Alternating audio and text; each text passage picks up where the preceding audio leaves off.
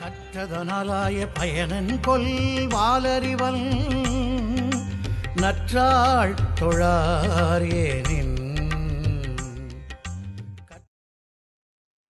வணக்கம் எவ்ரிபாடி. நாம் அப்படியே ஊர்ந்து we have crossed 32 episodes. This is 33rd. பாதி கிணறு தாண்டிட்டோம்.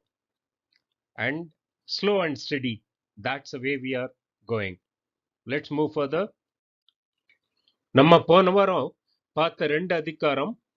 முதல்ல ஒற்றாடல், that's spying or gathering intelligence, which is very essential for the king, for the corporates, for anyone. And the to be forewarned is to be forearmed சொல்லுவாங்க. அதை வச்சுட்டு ரெண்டாவது அதிகாரம் ஊக்கமுடைமை, being energetic or with initiative. இன்னைக்கு அடுத்த 2 அதிகாரம் பொருட்பால்ல பார்க்க போறோம். மேல போகலாம். ஸோ நம்ம பொருட்பால்ல இருக்கிறோம். அதுல அரசியல், the matter ராயல்டி பார்த்துட்டு இருக்கிறோம். இன்னைக்கு நம்ம பார்க்க போற 2 அதிகாரம். முதல்ல 61 61 மடியின்மை. மடின்னா லேசினஸ், ஐட்லா இருக்கிறது. ஸோ மடியின்மை இஸ் நோ ஐட்லிங். ரெண்டாவது 62 ஆழ்வினை உடைமை, the ability or administrative ability, the capability. இதை பத்தி ஒரு இன்ட்ரெஸ்டிங் பாயிண்ட் நம்ம அந்த அதிகாரத்துக்கு வரும்போது சொல்றேன். மேல போலாம். பொதுவா வாழ்க்கையில சொல்லுவாங்க விநாசகாலே விபரீத புத்தின்னு சொல்லி. அதாவது ஒருத்தன் கெட்டு போற நேரத்துல தான் அவனுக்கு புத்தி தடுமாற்றம் ஏற்படும். A person's intellect will take a devious turn when the ruin is in store for him. So it is the thoughts, the actions, that is what is going to decide the path where he is traversing. அப்ப அந்த மாதிரி 4 குணங்கள் திருவள்ளுவர் சொல்றாரு.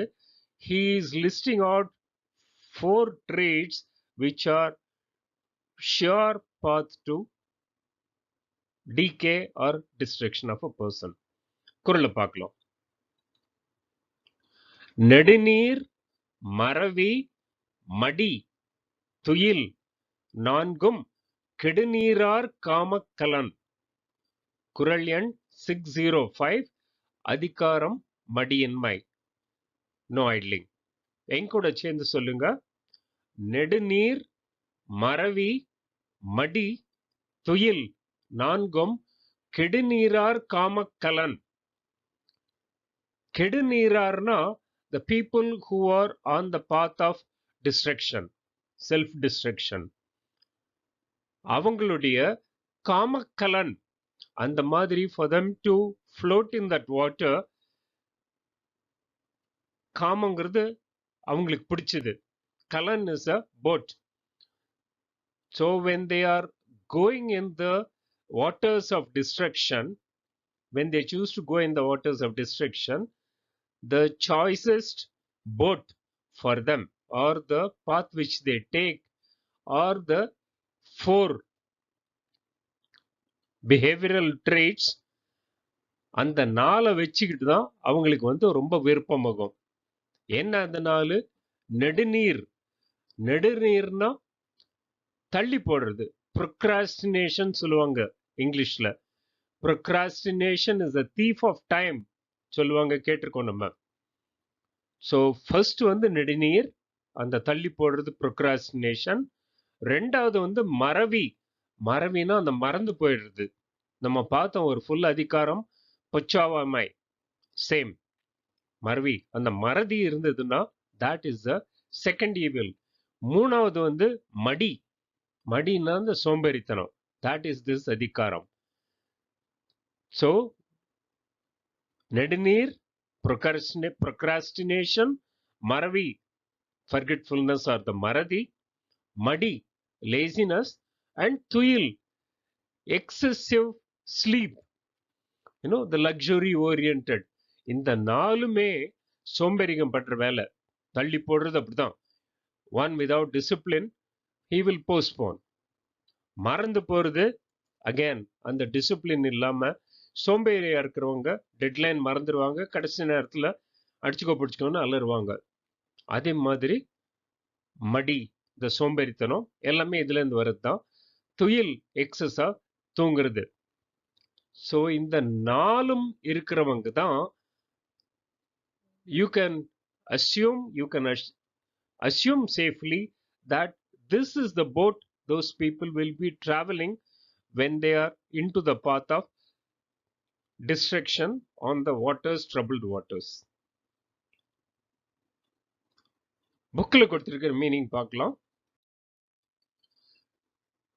காலம் நீட்டித்தல், தள்ளி போடுறது. மறதி, forgetfulness. சோம்பல், the laziness. அளவு மீறிய தூக்கம், excessive sleep. ஆகிய இந்த நான்கும் கெடுகின்ற இயல்புடையவர் விரும்பியேறும் மரக்கலம். மரக்கலம்னா the boat, wooden boat. That is, they would like to travel in this, or it's a figure of speech. These people have got all these four qualities in them, if you can call them qualities. Explanation in English: procrastination, forgetfulness, idleness, and sleep. These four things form the vessel which is desired by those destined to destruction. So தெளிவா சொல்லிட்டார் திருவள்ளுவர். 7 வார்த்தையில சொல்லிட்டாரு. அதுல 4 வார்த்தை அந்த 4 traits. procrastination, மறதி, சோம்பேறித்தனம், and excessive sleep. இதை விட சிம்பிளா தெளிவா சொல்றதுக்கு ஆகுமா? குறள் இன்னொரு தடவை பார்க்கலாம். நெடுநீர், மறவி, மடி, துயில் நான்கும் கெடுநீரார் காமக்கலன். இந்த தூக்கம், எக்ஸஸ் தூக்கத்துக்கு இந்த பாட்டெல்லாம் நம்ம விரும்பி கேட்டிருக்கிறோம். நல்ல பொழுதையெல்லாம் தூங்கி கெடுத்தவர்கள் நாட்டை கெடுத்ததுடன் தானும் கெட்டார். அது வருது எதனால? அந்த சோம்பேறித்தனத்தினால தான். procrastination சோம்பேறித்தனத்தினால தான். அந்த மறதி வருதும் அந்த indiscipline arising out of the சோம்பேறித்தனம். Therefore Thiruvalluvar has taken the madi as the central theme and he advocates madi in mind, சோம்பல் இல்லாம. அழகான குறள். அடுத்த குறளுக்கு போலாம். சில சமயம் குதர்க்கமான கேள்வி வரதுக்கு சான்ஸ் இருக்குது. தட் இஸ், நம்ம பார்த்தோம் அந்த 4 items related to the laziness. நெடுநீர், மறவி, மடி, துயில். சரி, அது 4 இருந்தா முன்னுக்கு போக முடியாது. One cannot progress, earn money, because one will be lazy. The question may come, what if I already have all the wealth that a king will have? Will the laziness still come in the way? அதுக்கு answer தான் திருவள்ளுவர் இதில் கொடுக்கிறார். குறளை பார்க்கலாம். படியுடையார் பற்றமைந்த கண்ணும் மடியுடையார் மான் பயன் எய்தல் அரிது. குறள் எண் 606. மடியின்மையில எங்கூட சேர்ந்து சொல்லுங்க. படியுடையார் பற்று அமைந்த கண்ணும் மடியுடையார் மான் பயன் எய்தல் அரிது. இந்த படியுடையார்னா the king who rules the whole world, that is the wealthiest king. பற்று அமைந்த கண்ணம், அந்த மாதிரியான செல்வம். Even if one has the wealth by karma, by destiny, by good fortune, if he is born in a family with the wealth in abundance, அப்படி இருந்தா கூட மடியுடையார், மடி பார்த்தோம் அந்த laziness, அந்த மாதிரி the people possessed of laziness or overcome by laziness, மான் பயன் எய்தல் அரிது. It says it's rare. அரிதுனா rare. மான் பயன் எய்தல் அரிது. For them to move forward, for them to progress, or even to retain what they have, it becomes an impossibility, rarity or an impossibility. Therefore Thiruvalluvar says, and சோம்பேறித்தனம் வந்துருச்சுன்னா, even a wealth of a king will not stay with them, because அதெல்லாம் அப்படியே கரைஞ்சு போயிடும். The lazy fellow will not do work, he will not have the able people to assist him, nor will he have acquired education to take care of that. எல்லாம் சேர்ந்துட்டு அந்த செல்வம் போயிடும் சொல்லி. So மடி, அந்த லேசினஸ் இருந்ததுன்னா என்ன ப்ராப்ளம் வருதுன்னு சொல்லி திருவள்ளுவர் சொல்லியிருக்காரு. புக்கில் இருக்கிற விளக்கம் பார்க்கலாம். நிலம் முழுதாலும் அரசரின் செல்வம் எல்லாம் தாமே வந்து அடைந்த போதும் சோம்பலுடையவர் அச்செல்வத்தால் சிறந்த நன்மையை அடைதல் இயலாது. Because even if one has the wealth, அந்த வெல்த்தை வந்து யூஸ் பண்றதுக்கும் one has to do some work in protecting, in using it. Explanation in English: it's a rare thing for the idle, even when possessed of the riches of kings who ruled over the whole earth, to derive any great benefit from it. Therefore மடியின்மை பத்தி திருவள்ளுவர் ஸ்ட்ராங்கா சொல்லிட்டாரு. குறள் இன்னொரு தரம் பார்க்கலாம். படியுடையார் பற்றமைந்த கண்ணும் மடியுடையார் மான் பயன் எய்தல் அரிது. ஸோ ஒரு சக்சஸ்ஃபுல் கிங்குக்கு இருக்கிற ஹோல் ப்ராப்பர்ட்டி இருந்தா கூட, if a person is possessed of laziness, அவனுக்கு வந்து he will benefit nothing out of that. தமிழ்ல நம்ம நிறைய கேட்டிருக்கிறோம், சோம்பித்திரியல், சோம்பல் குடியை கெடுக்கும். இதெல்லாம் இத மனசுல வச்சுட்டு தான் சொல்றது. அடுத்த அதிகாரம் பார்க்கலாம். நம்ம அடுத்து பார்க்க போற அதிகாரம் 62, ஆள்வினை உடைமை. The ability or administrative ability or the capability, effort, initiative, எது வேணா எடுத்துக்கலாம். And some of you may vaguely remember, நம்ம எபிசோட் 21ல அதிகாரம் 38 ஊழ்னா விதி, டெஸ்டினி, அந்த ஊழோட வலிமை பெருமை பத்தி சொல்லும்போது திருவள்ளுவர் ஒரு அதிகாரம் 10 குறள் ஊழுக்கு வச்சிருக்காரு. அதுல 2 குறள் நம்ம பார்த்தோம். ஆனா நான் சொல்லியிருந்தேன், அந்த ஊழை பத்தி சொன்ன திருவள்ளுவரே ஊழை எப்படி எதிர்கொள்றது, இட் இஸ் நாட் இன்வின்சிபிள் அப்படின்னு சொல்லியிருக்காருன்னு இதே ஆள்வினை உடைமையிலிருந்து 2 குறள் அப்ப நான் எடுத்து சொல்லியிருந்தேன். அதை வந்து kindly look back, go into episode 21. அதுல அதிகாரம் 38 ஊழ், அதை சொன்ன உடனே 2 குறள் சொன்ன பிறகு இந்த ஆள்வினை உடைமை 62 அதுல இருந்து 2 குறள் சொல்லியிருக்கேன். இன்னைக்கு அந்த ஆள்வினை உடைமையிலிருந்து வேற 2 குறள் பார்ப்போம். இப்போ முயற்சி அப்படின்னா எஃபர்ட் ஆர் இனிஷியேட்டிவ் எபிலிட்டி, அதுக்கு வந்து ஒரு லிமிடேஷன் இருக்குதா? Is there something that it cannot go beyond that? அந்த கேள்விக்கு தான் அடுத்த குறள்ல பதில் வருது. குறள் பார்க்கலாம். அருமை உடைத்தென்று அசாவாமை வேண்டும், பெருமை முயற்சி தரும். குறள் எண் 611.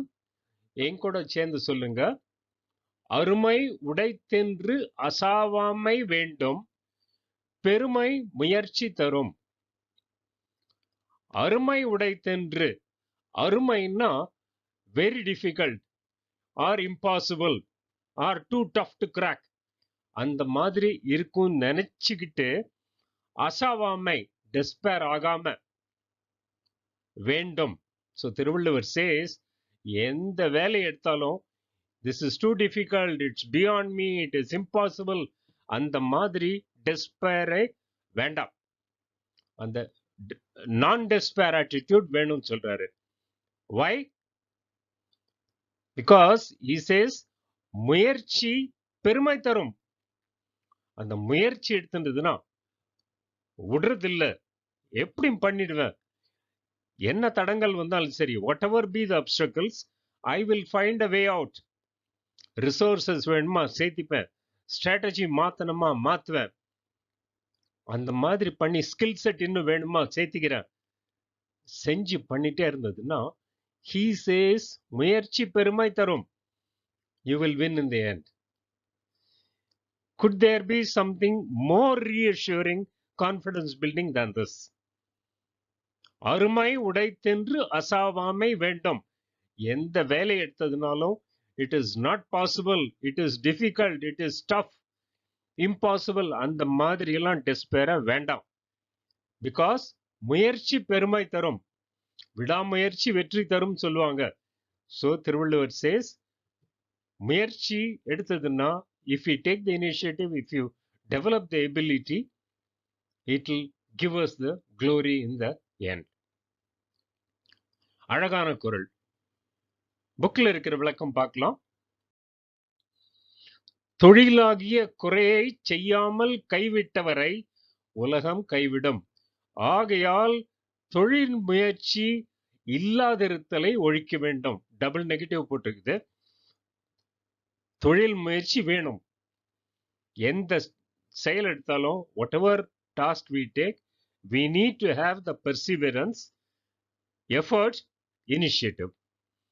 Explanation in English: yield not to the feebleness which says this is too difficult to be done. Labor will give the greatness of mind which is necessary to do it. சொல்லுவாங்க இல்லையா, if you think you can, you will. அதே தான் இது. குறளை இன்னொருத்தரம் பார்க்கலாம். அருமை உடைத்தென்று அசாவாமை வேண்டும், பெருமை முயற்சி தரும். இமேஜின் பண்ணி பாருங்க, நம்ம as we were small, it was so difficult to take the first step. Then we took the step and then walked, then ran. Whereas now the man has gone to the moon.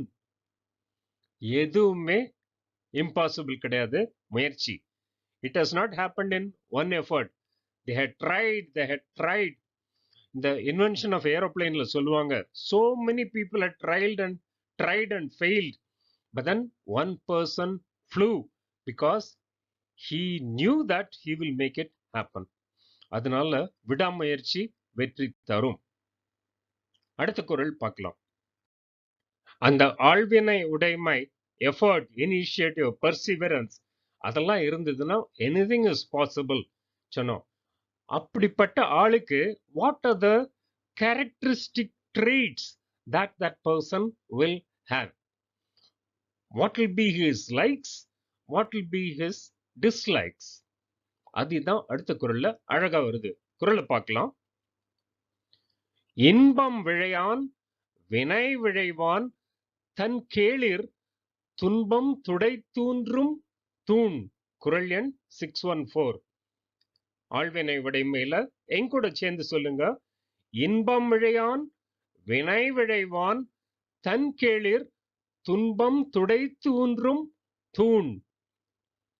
தன் கேளிர்னா அவங்கள சுத்தி இருக்கிறவங்க, the community that depends on him or around him, அவங்களுக்கு இவன் என்ன செய்வான்?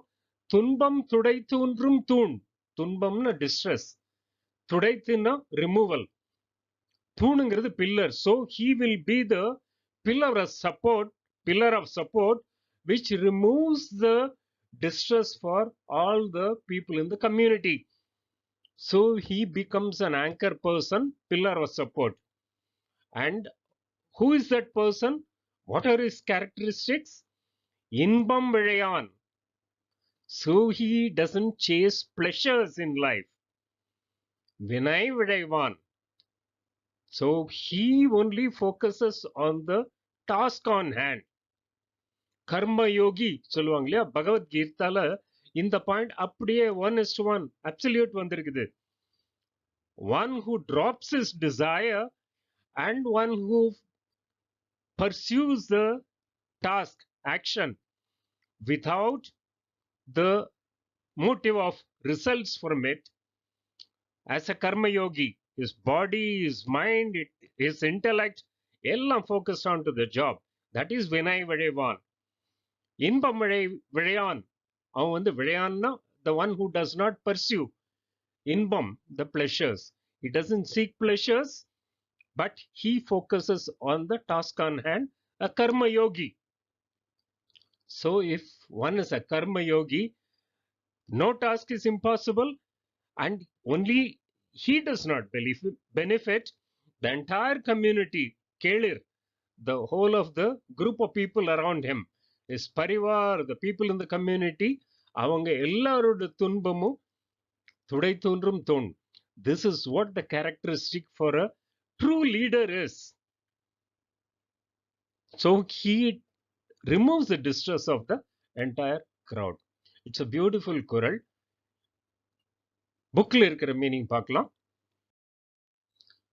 தன்னலம் விரும்பாமல், தன்னலம்னா selfishness இல்லாம, தான் மேற்கொண்ட செயலை நிறைவேற்ற விரும்புகிறவன் தன்னை சூழ்ந்துள்ள சுற்றத்தார், சுற்றம்னா ரிலேட்டிவ்ஸ், நண்பர்கள், நாட்டு மக்கள் ஆகிய அனைவரின் துன்பம் துடைத்து அவர்களை தாங்குகிற தூணாவான். He becomes a pillar of support for the entire community. Explanation in English: he who desires not pleasure but desires labor will be a pillar to sustain his relations, wiping away their sorrows. Isn't it such a noble thing to be able to wipe away somebody else's sorrows? This is what the karma yogi will do. So Thiruvalluvar says, ஆழ்வினை உடைமை is a great asset for anyone to have. குறளை இன்னொரு தரம் பார்க்கலாம். இன்பம் விழையான் வினை விழைவான் தன் கேளிர் துன்பம் துடைத்து ஊன்றும் தூண். So the one who does not seek pleasures but does the job on hand, his responsibility as a karma yoga, he is a karma yogi, and he is the one, not only does he advance naturally without he looking for it, but the entire community surrounding him benefits because of him and because of his efforts or the ஆழ்வினை உடைமை. So மேல போலாம். இன்னைக்கு நம்ம 2 important அதிகாரம் பார்த்தோம் in the qualities of leadership. ஒன்னு வந்து மடியின்மை, that is no idleness, சோம்பேறித்தனம் இல்லாம, laziness இல்லாம. அதுல 2 குறள் பார்த்தோம். laziness வரதுனால என்னென்ன ப்ராப்ளம்ஸ் வரும்னு சொல்லிட்டு. So to shed laziness or being idle. And the ரெண்டாவது வந்து ஆழ்வினை உடைமை, அது வந்து ability, initiative, effort, all these things together. அப்படி இருக்கிறவன் how does he become an excellent leader who supports the entire community around him? So 2 அழகான அதிகாரம். மேல போகலாம், அடுத்த வாரம் சந்திப்போம். ஸோ நம்ம அறத்துப்பால் முடிச்சுட்டு பொருட்பால்ல மேட்டர்ஸ் ராயல்டி, அரசியல், அதில் இன்னும் ஒரு அதிகாரம் பாக்கி இருக்குது. அடுத்த வாரம் அதை பண்ணிட்டு will be shifting base to அங்கவியல், பாலிடிக்ஸ். ரொம்ப ரொம்ப இன்ட்ரெஸ்டிங் குறள் எல்லாம் இதுல பொருளோட வரும். ஸோ அடுத்த வாரம் சந்திப்போம்.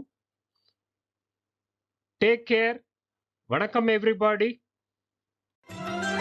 தனக்கு உமையில்லாதான் தாழ் சேர்ந்தார் கல்லால் மனக்கவலை மாற்றல் அரிது.